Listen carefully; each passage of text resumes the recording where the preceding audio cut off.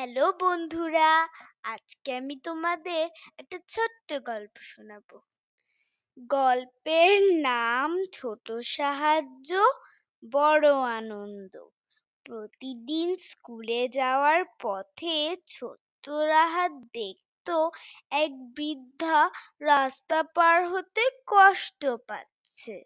একদিন সাহস করে রাহাত বলল, চলুন দাদি, আমি আপনাকে সাহায্য করি।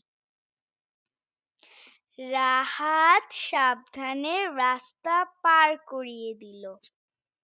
শেষে বৃদ্ধা দোয়া করলেন।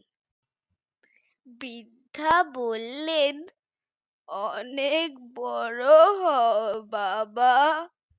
রাহাত বুঝলো ছোট সাহায্যেও বড় আনন্দ লুকিয়ে থাকে।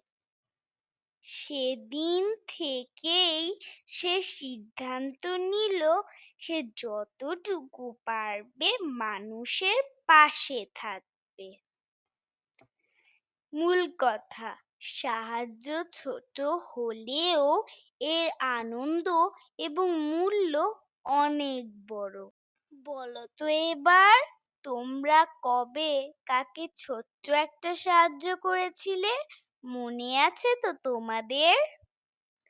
আজকে এই পর্যন্তই, বিদায়।